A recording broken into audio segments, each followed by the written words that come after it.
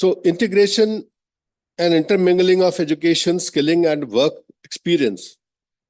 You have to be learning outcome-based education backed by very credible assessments. Similarly, all hard separations have been removed. You understand that very well. Establishing equivalence and mobility between general and vocational education through MIMI options. We'll look at that in a short while. Integration of vocational skills, employability skills, emerging and future technology skills with online and blended learning. That has been done. Enabling creditization of learners with varying learning abilities, enabling provision for recognition of prior learning as well as lifelong learning. And then internationalization and international equivalence of education, educational qualification and skills. Now look at this three-dimensional figure. On x-axis you have academic education, on y-axis you have skill education, on z-axis you have experiential learning. And you can clearly see the levels 1 to 8. Level 1 to 4 is school education. Level 4.5 to level 8 is higher education. Similarly, on skill axis, you see 1 to 8. And you can very clearly see that as you go along on the skill axis, the entry qualification gets tougher and tougher. For example, if somebody wants to enter at level 4.5, he should be either in U.G. education or diploma with experience or 12th with longer experience. So he can enter 4.5, skill level 4.5. Now, 1,200 hours of learning per year has been prescribed under the NCRF. That means 40 credits per year or 20 credits per semester. And for the higher education institution, the formula of 15, 30, 45 applies. Whereas for skill education and for school education, it is average of 30 hours per credit, because there it is very difficult to distinguish between the theory and the practical part of it. Up to 50% credits can be earned from the skill courses. Assessment is mandatory for earning any kind of credits. And NCRF recognizes and enables creditization of all learnings. So whatever you are teaching in the institutions or whatever activities are going on in the institutions can all be creditized. It's up to you. You design your curriculum in such a way, you define how many credits to get from what kind of courses or what kind of activities, and how you are going to assess those activities. As long as you can do that, you can creditize almost anything, including sports activities, fine arts, yoga, NCC, Shramdan, in addition to your internship, apprenticeship, experiential learning, on-the-job training. So every kind of learning. Even assessment is a learning. So the time you spend on assessment is also counted towards 1,200 hours of learning. So that NCRF table you would have seen in the NCRF notification of U.G.C. This is one single continuum, right from your foundational skills, foundational education, to preparatory education, to middle, secondary, senior secondary, UG, PG, and then PhD. It's a continuum. For the first time this has happened, and India is the first country to adopt credit system even for school education. It's nowhere in the world. And I'm very happy to say that school education has also notified their guidelines for creditization in school education. There was a high-level committee constituted under Professor M. Jagdish, which looked at higher education, school education, as well as skill education.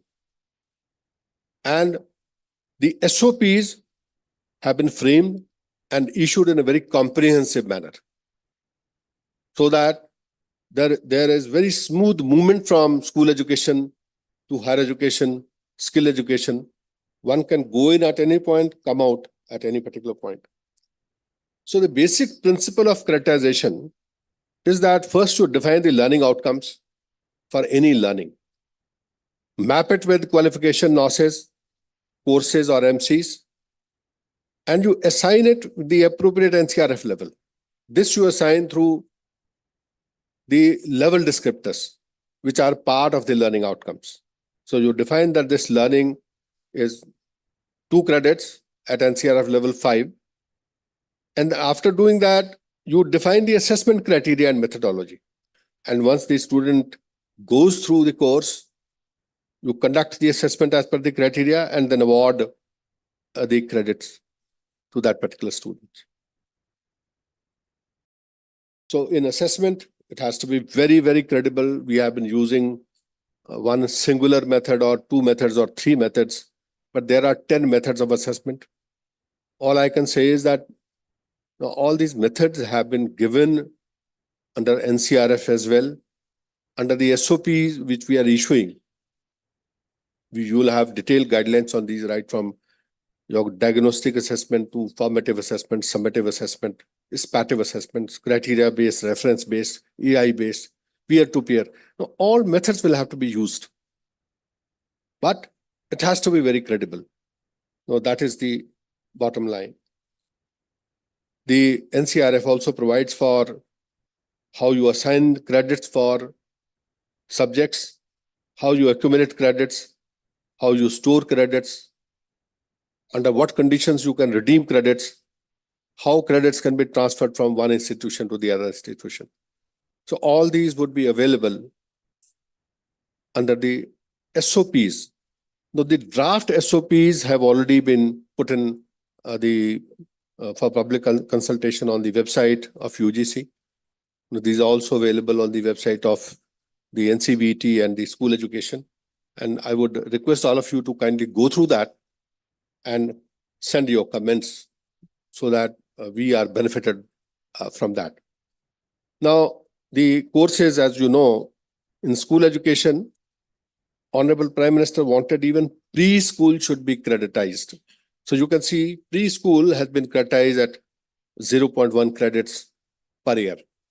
And it goes up to 4 credits, up to level 4 in 12th class, level 3 in 10th class, level 2 in 8th class. Similarly, for higher education, level 4.5 to level 8.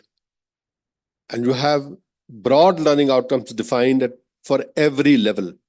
And these broad learning outcomes have been mapped with the international outcomes. So when you go for international equivalence, it will be much easier for you. Because with every curriculum, if you define the learning outcomes, the equivalence is going to take much less time and it will be much more credible. Similarly, the skill education deals with level 1 to level 8 because skill qualifications can be integrated both at school level as well as for the higher education level. So 4.5 and above, you can just pick up the qualifications, skill qualifications, which are already there on the National Qualification Register, and you can make it a part of the curriculum. You don't have to ask NCVT. You don't have to do that at all, unless you want to run a parallel skilling ecosystem within your institution. Then you become the awarding body of NCVT, otherwise not required at all. You just pick up the qualification, put it as part of the curriculum, let it be approved by your highest academic body, but then you follow the guidelines for its implementation, whatever has been prescribed under the qualification, because it prescribes the infrastructure, the kind of instructors you need, the kind of software which is required, the kind of labs it requires, the kind of experiments it will have. So all that is prescribed under each qualification. And there are more than 7,000 qualifications which are now available. So I was explaining that 50%, up to 50% of the credits you can have from the skill education, and this skill education can also be under NHEQF or NSQF. So it could be both the higher education qualification framework as well as from the skill education qualification framework. So you pick it up, put it as part of the curriculum, get it approved by the highest body, and you simply implement this. But if in case you want to run the skill qualification as a standalone qualification, not for your regular students, even for students outside your regular students, you can do that. In that case, there's a very easy process of getting the recognition from NCBT. So all qualification in that case, whatever qualification you run would be approved at the national level. And the body which approves those qualification has the representative of the U.G.C and AICT also as part of that committee. That's a national level committee. And once it is approved, the credits are available at the national level. And best part is that now we have provided for integration of credits from the MNCs and Indian industry. For example, now if Microsoft, Oracle, IBM, they are running courses, the students, after passing out from your institution, they are going to these institutions and they are actually doing these courses so that they get employed, their employability is improved. Now these courses can be made part and parcel of the curriculum, because we have now found, we have notified a way to make these courses as NSTF aligned. We assign credits to these courses, and the conditions are very, very simple. Now, if you really look at it, suppose there is one MNC, you want to pick up their courses. If the annual turnover of the MNC is more than $2 billion and they have trained 250,000 people of their own employees or employees for their customers or students, and out of that 10,000 is in India, you can simply do it. Similarly, if there is a leading Indian enterprise with an annual turnover of 8,000 crore, you can pick up their courses. The idea is that all these bodies, once the student get training on their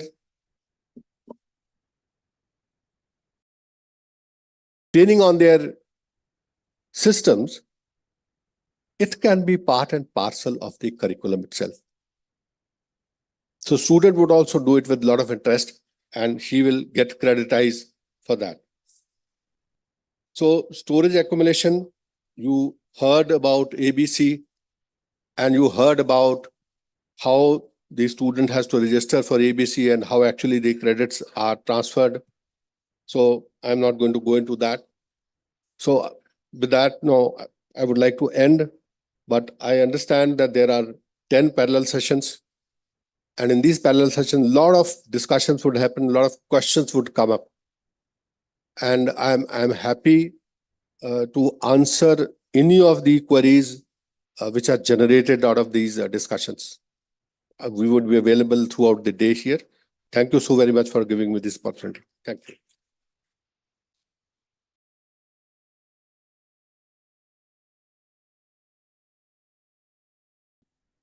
Thank you so much, sir, for so eloquently taking us through the challenges in the Indian ecosystem and also telling us strategies that are available to equip us to overcome these hurdles. I now request Professor T.V. Kattimani, Honorable Vice Chancellor, Central Tribal University of Andhra Pradesh, to propose the vote of thanks.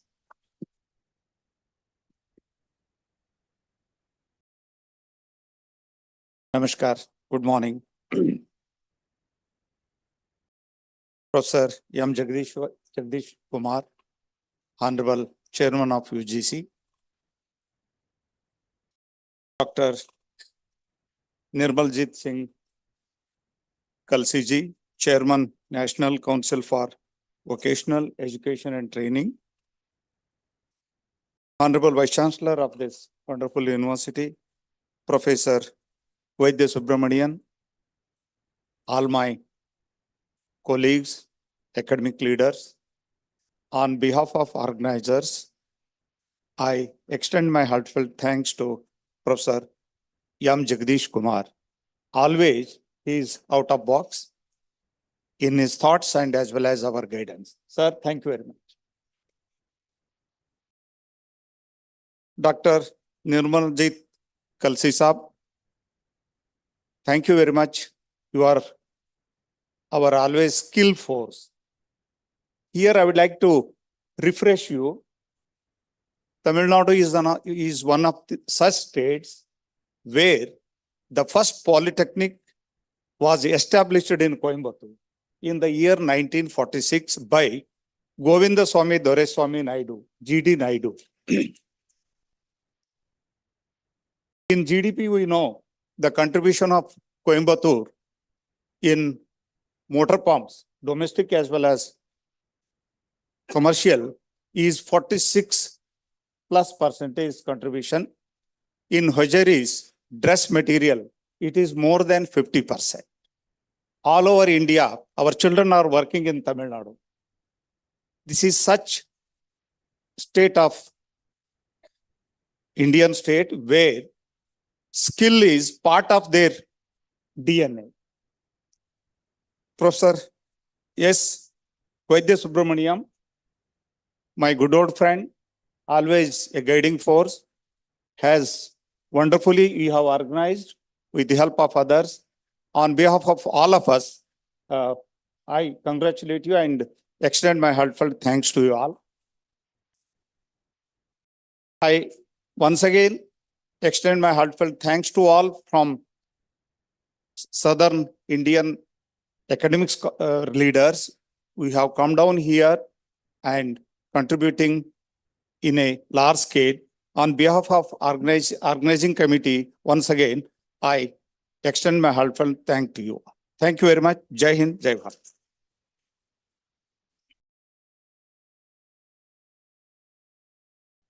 Thank you, sir.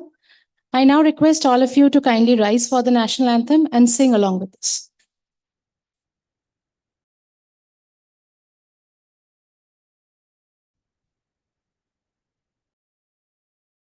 जनगण मन अधिनायक जय हे भारत भाग्य